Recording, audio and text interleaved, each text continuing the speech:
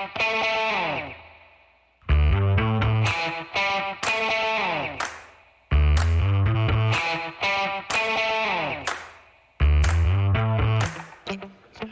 folks. Welcome to another episode of Film Study. This is Ken McKusick, and we're here to continue our Recollections series today. A Raven great, Adalius Thomas. We're going to talk about him. Here to do that with me is Jordan Coe. Jordan, how you doing? Good, Ken. How you doing? Life's as good as it can be after a frustrating playoff loss that's now, more than a month in the rearview mirror, but still hurts. But anyway, I appreciate having you on. It's always great to talk football with you. And we're talking about one of my favorite Ravens ever, but you're the one who chose him to do as your player that you'd like to discuss. What was your reasoning and thoughts behind that? Yeah, Adalius Thomas is one of those really fun players. I actually, looking back at it, I actually thought he was undrafted. I don't know why I had it in my mind that he was, but realistically, a 6th-round pick is the kind of guy that is in that practically could be undrafted. I think, given the year and the cycle, whatever that looks like, it's genuinely a lottery ticket, and just an absolute physical specimen from kind of every perspective that you'd want to see from a defensive player. Adalius Thomas almost checked one of the boxes here or there in some ability of what he was able to do, but also just a massive player, really big human being. But also one that was smart enough to be able to handle a lot of different positions, had a lot of heart and a lot of drive. And I think I picked him because he just reminds me, when you hear the phrase play like a Raven, Adalius Thomas was always one of those guys to me. Now, this is interesting because I have Adalius Thomas listed height is only 6'2" and 270 and on Pro Football Reference. I'm not 100% sure that's correct because I remember him kind of being taller than that, certainly having an enormous wingspan to go with that. He played power forward at USM, where he had played Southern Mississippi, that he played both full football and basketball, was the first player ever at that school to do it.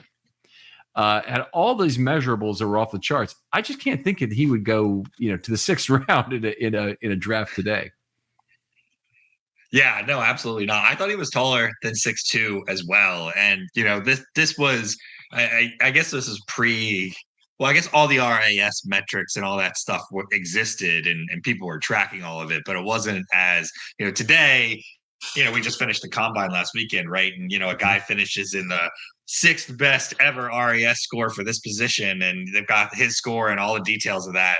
You have to think that Adalius Thomas would have been getting a little bit more of attention kind of in that space. But, his versatility also was one that, the combine and the measurables and some of those things aren't going to show up on the page in the same way too.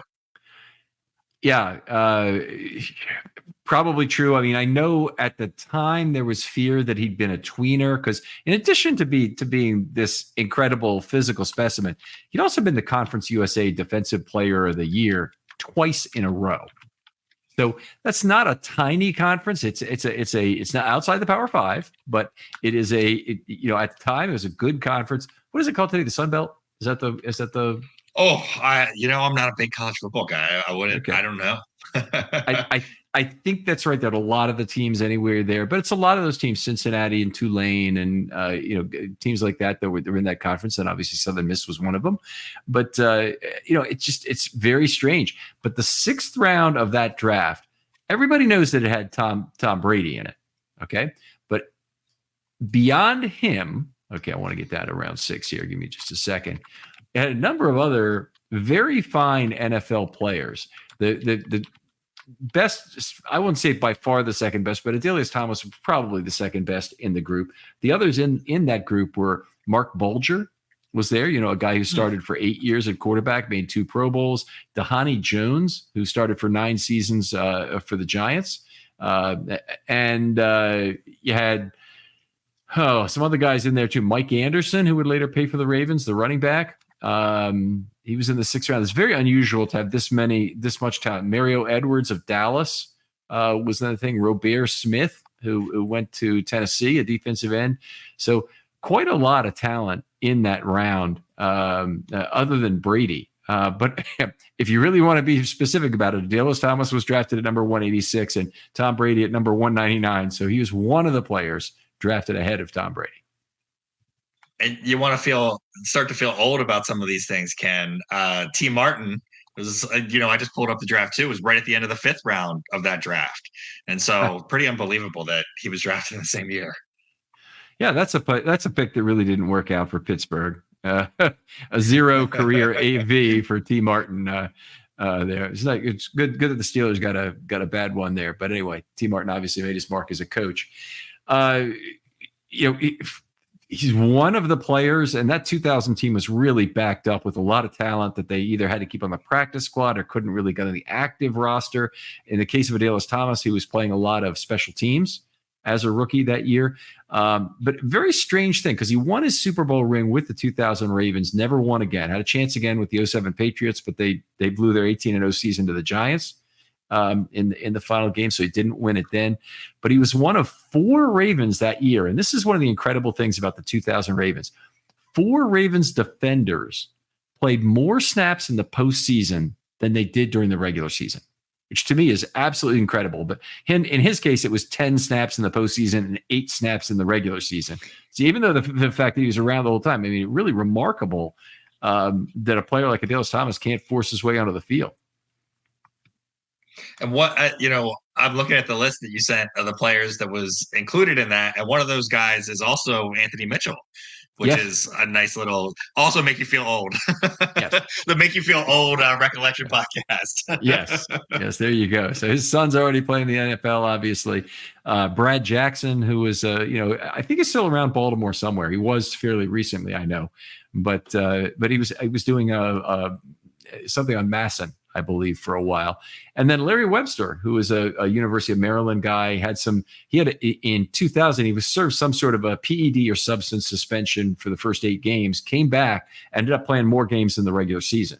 More snaps in the postseason. But he had a lot of snaps, both regular and post, that he played. So it's just kind of a weird year, that 2000 season, even though the defense, we think of it as, the great starting 11, there was a lot more nuance to it than that. There was more depth and texture to that defensive unit. And fun fact about Larry Webster, for anybody who cares, but his son went to my high school around the same time that I did. So yeah, I'm trying to, or I guess, but maybe he was in middle school. Maybe he was a little bit behind where we were during that 2000 year, but yeah, his son played it on a little league team with my brother at one point. Trying to think. So Larry Webster would be right now. He'd been in the league for a while, I guess. He might have been 26, 27, 28 years old at that point. So he was born in about 1972. So that would make him he's about 52 years old, if I had to guess. We could look it up to see his exact age. Does that make sense in terms of the kid's age? Yeah, well, he was, I just looked him up on Wikipedia. He was born in the same town that I was born in. So it had to be. There you go. It had to be him. Sorry, I wasn't born there, but I grew up there.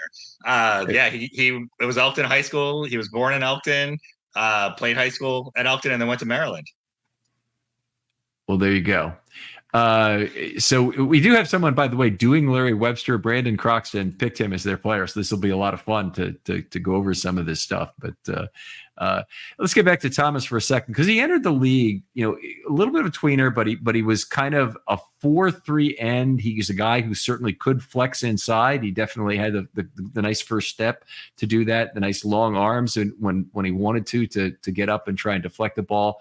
But as an outside linebacker is where he really made his mark, because he could cover like nobody. And we really talk about Tyus Bowser currently, and obviously Tyus Bowser missed last year, but when Tyus Bowser last played, he's the best coverage outside linebacker in the NFL, bar none. And I would say Adalius Thomas was every bit as good and possibly a little better. And I there's some very strong evidence for that in the way the Ravens deployed one year. Well, and you'd almost have to consider, I mean, wasn't Thomas listed officially as a safety at one point at a different time? I mean, I think his coverage skills were exemplary in that sense. And, it was almost that he was a better cover guy that just happened to also be pretty good at rushing the passer too. and weighed, it was 6'2", 270, which is not a safety kind of a weight there. But in that 2005 season, Rex Ryan had a huge number of injuries in the defensive backfield, and they were basically down to 3 DBs that they wanted to put on the field. They played 265 snaps that year with just 3 defensive backs.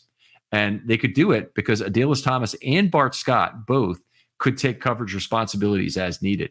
Bart Scott, there's kind of an interesting thing in the 2004 game against the Jets, which is kind of like the precursor to Sound FX, the show that is on NFL Network, that they did all with microphones at the stadium, and they had both radio announcers, but they also had a bunch of players that they had mic'd up. Well, they had Bart Scott on. Mike Nolan calls down to him, says, "Hey, we're out of defensive backs. You got to slide over and cover 83 next series." And what that meant was he was going to have to move to slot corner and cover Wayne Krebet, who had pretty much carved up the Ravens in that game. But that was an interesting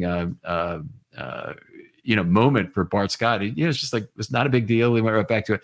Adalius Thomas was the other guy who, fantastic coverage skills, tight end eraser, much too big and too physical for most tight ends. And even, he's no taller than most tight ends, but certainly a lot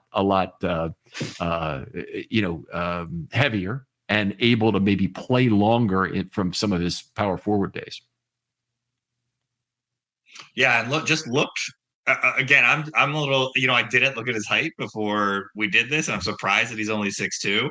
I mean, and I will talk about other memories later, but there are definitely plays where, in front of guys in coverage, he looked like he was 5 or 10 yards in front of them, and the quarterback who was trying to throw it over Thomas couldn't get it over him. And you certainly weren't going to miss him when you were looking. He wasn't one of those guys that disappeared in the coverage. You probably saw him, and he was still playing bigger than that 6'2" looked like. Yeah, I see 163 in here. I was maybe trying to find combine measurements or something, but let's see if I've got that there. Is it here? Height is 74.4 inches. So what that usually means is 74 4/8, which is 6'2.5". So I don't think there's any mistaking it here. It's just remarkable. Did have 33-inch arms, so that may be, that's long for somebody at that height, but that's strange, really strange, honestly. I just a guy who was larger than life, obviously. A lot of the things that one thing people don't always remember about Adalius Thomas is what a great special teams player he was, in particular what a great gunner. Made his first Pro Bowl in that capacity in 2003. Yeah, I mean, also one of the reasons why this just fits is a Raven kind of player, a guy that came up on special teams, fought, his way into a role, saw it grow from there, but also be able to be, a really good special teams player too. I mean, the versatility that you saw from Adalius Thomas was, I'm trying to think if I would say that there was another player on the Ravens history that was more versatile in terms of what they might be able to bring to the Ravens team over the course of their career. Yeah, probably not. I mean, Tyus Bowser is kind of Adalius Thomas light. He played a lot of special teams in his career, was a good coverage player, but he wasn't a gunner specifically. And Adalius Thomas just spans this incredible range of roles on the field in terms of what he did. Remarkable player. And even at age 30, still very much in demand. The Patriots ended up signing him to an enormous contract, which is not surprising. It's kind of one of the reasons I knew that that the Patriots were likely to get Matt Judon, was that he just exactly fits what Belichick liked in terms of a 3-4 standing outside linebacker. Yeah, absolutely. And it was good to, you don't want to see some of these guys end up leaving the team, but it's also good to see some of these guys that play at that level be able to go and make some good money in their careers too. Yeah. And in this case, if the Ravens can't afford him, you want him to be signed as for as much as he can and play as well as he can, probably in that first year, if it doesn't affect you, to maximize that comp pick. And they did get that. Big career with the Ravens. He had 39 career passes defense, 13 forced fumbles, 38.5 sacks with the Ravens. Think about how long it takes a player to get 38.5 sacks today. That's not a small amount. He did play 7 years with the team, 7 interceptions. He had 6 defensive touchdowns. He's a stat sheet filler. And this is often true of these guys is they never rack up a ton of sacks or they never rack up a ton of interceptions. And then you get to the end of a player like Ray Lewis's career, and he's the only guy with 30 and 30 in NFL history of sacks, interceptions. And Adalius Thomas was that sort of player in terms of piling up lots of everything in his career. And he was really durable during his time with the Ravens. I think that's, one of the reasons, he becomes a memorable player. And I think, the way the NFL is and the rigor of playing in the NFL and the challenges of all that, to have a guy that missed I think he had 1 year that he didn't play all 16 games with the Ravens once he kind of got going in his career. And so that's just he's a guy you're going to remember for that very, very same reason, because they show up. You got to show up to be able to fill the stat sheet too. Yeah, that was one of the really sad things about his career was in 2003 when he could have played in his first playoff team. He made his first Pro Bowl. He wasn't available for that postseason game against Tennessee. I wouldn't say necessarily that's the reason they lost that game, but it sucked to be without him. That's for sure. And injured reserve on that game. Injured reserve for that game. That really hurt a lot. Mentioned the 2005 thing. I did want to talk about 2006 a little bit because that was his greatest year with the Ravens. The Ravens defense was at one of their peaks all time. They had their first 60 sack season. Adalius Thomas is a big part of that. He was a three-down player, obviously, but a hand in the dirt defensive end on obvious passing situations. And he would move up and play standing outside linebacker seamlessly. And that meant a lot of dropping to cover, a lot of covering tight ends and whatnot otherwise. But he was one of 4 Ravens that year with 9+ sacks. And I might be slightly exaggerating. It might be 8.5+ sacks in that. But the really first big pass rush season for one of Rex Ryan's defense. And just a very fun player to watch that year in particular. Yeah, he was absolute. I mean, I think that is the year that, of all the ones that you might remember him for, but really thinking back to those Ravens teams in general, what a fun era that was to be, true Ravens football in all those senses. And Adalius Thomas really, the 11 sacks that year are kind of an unbelievable number if you think about it for him and his career. Yeah, it definitely really stands out. That's for sure. He's got a lot more playing time and completely succeeded in whatever role they gave him that year. And he really earned it after the 2005 season and what he did to bail out Ryan in that season. I know he was one of his favorites. I know Ryan had to kill him to lose him and prior to 2007. But it's just a typical case of a player that they can't afford to keep everyone. And he was all pro that year, right? Is that right? Yes. All pro. Yeah. First team. Yep.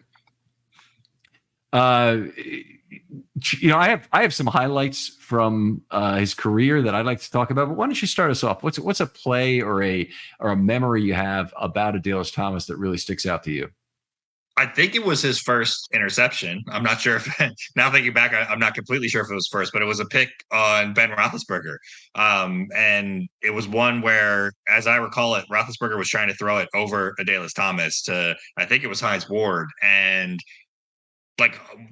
Thomas just swallows the ball. He recognizes it was either a deep cross or maybe an out and comes off a guy that was breaking inside. And Roethlisberger basically just needs to put it over the top of Thomas, and it's going to be a wide open completion, and throws it seemingly right into his chest because Adalius Thomas looks so big on the play. And I remember the play enough that I kind of thought, watching the Ravens at that point, I was like, this guy's gonna be something for the Ravens. Yeah, I think that might have occurred in 2004 in the second game of the year. Does that sound right? That Pittsburgh came to Baltimore, they lost their only game that year, and that might be right. Okay, he had 2 earlier than that. He had one against Jacksonville, another against Cincinnati. But that game in 2004 is really something to remember. That they were able to take care of Pittsburgh at home, but still Pittsburgh ended up being a 15-1 team, I believe, that year, and that was the game they lost. And it was also Roethlisberger's first playing time. Tommy Maddox started that game, and then Roethlisberger came in and finished it. And the Ravens won at 30. Maybe that's my recollection. Yeah, maybe that's my recollection that it was Roethlisberger's first game, not Thomas's first interception. I could be certainly. I have another Steelers highlight to recall, and that's from that 06 season. The Ravens, of course, had that 9-sack effort where they beat the Steelers 27-0 right around Thanksgiving. I forget it's right after or right before, but it's one of those. I know it should be right after 11-26. So anyway, the play that really put the game away, I believe they were up 17-0, I think, going into the second half. And Corey Ivy stripped the football on a sack. Corey Ivy, by the way, that year had an incredible day. And by the way, he's a great player for someone to take for the series. So if you want to talk Corey Ivy, we'll talk some Corey Ivy. But anyway, he stripped the football. Thomas picked it up, ran down the sideline. It's a highlight we're still seeing to this day of Thomas returning that ball for a touchdown, and very much kind of the poster play along with Scott's hit on Roethlisberger from that game. Yeah, I remember that play in particular, and Thomas was. I mean, it was during that era where if Ed Reed got his hands, like if any of them got their hands on the ball, who knew where it was going, which was infuriating and fun, all wrapped up in the same moment. And so, kind of all of those things, the fumble recoveries, the touchdowns, kind of like that era of Ravens football, he just fits right in. A fast break defense they would play. It was, so good to see them doing that, because they really needed to. When you were giving the ball back to McNair or Bowler, either one of those from that general era of 04 to 07, kind of the dark ages, 03 to 07 of Ravens quarterback play, you didn't have a particularly good chance to score. So they did some good things in terms of turning the ball around quickly.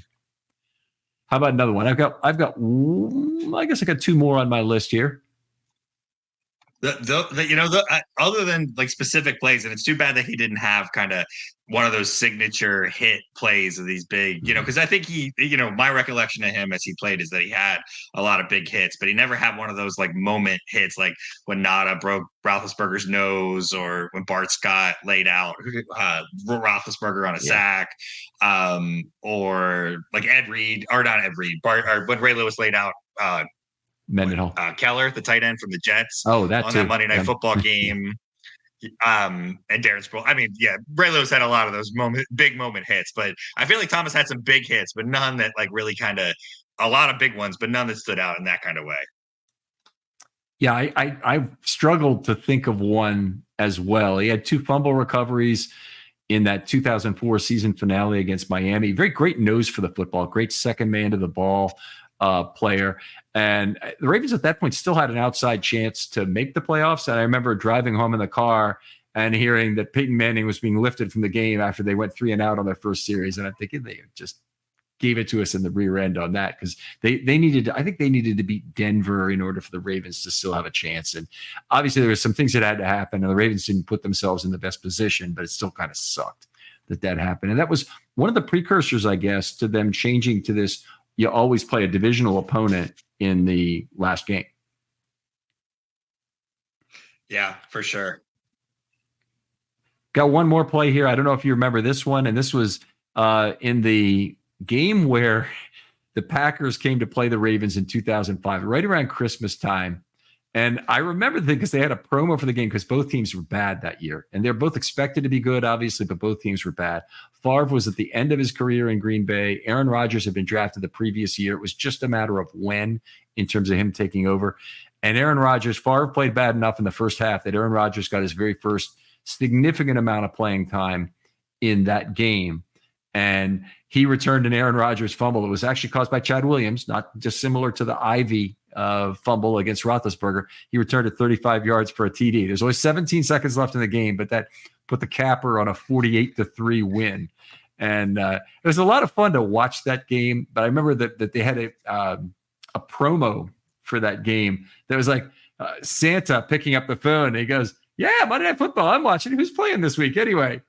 Oh, it's like they're making fun of the fact that both of these teams were so bad this year, but he said, "No, I'll watch anyway," kind of thing. And it was anyway, a memorable win. The Ravens had 2 ever. I don't know if it's since been done. There is a way to find this out if you go to Pro Football Reference. But at one time, the Ravens had 2 of the ever 48-3 games in history were Ravens wins.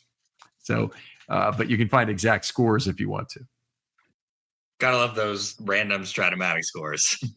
Yeah, that is really something that you'd roll up on somebody if you're playing like X's and O's football, or you're playing on a tabletop game of some sort, and the other guy stops caring, and so the screen pass for the 11th consecutive time. All right. Anything else about Adalius before we close this up? No, it's just fun thinking back to really those kind of 2003 to 2009 era Ravens teams, the Rex Ryan, Mike Nolan led kind of just the, what did they call it? The radar defense, where everybody was up and moving around, and you didn't know who was going to be there, and who was going to be where. And Adalius Thomas just being a huge part of how they made all that work, and his ability to be able to do some of those things. I mean, you get a little, I think we saw a little bit of that this past year, with some of the versatility that Patrick Queen and Roquan Smith brought in Kyle Hamilton pressure. Yeah, and Kyle Hamilton, and what they're able to do at the line of scrimmage. But it's been a while since we've seen that, and there wasn't really a lot of teams that did anything like that in the NFL around that time. Even when the Ravens were doing it, there wasn't really anybody that does a lot of that, consistently like the Ravens did during that era after that. And so it's just been kind of fun going back and thinking about what those teams were. It's a little heartbreaking to think about how none of those teams really got anywhere, even though they were good enough to, even though they were more than good enough to. But it was fun to think about that era of defensive football, Rex Ryan, Mike Nolan, and that aggressive approach that it's rarely been replicated. Yeah.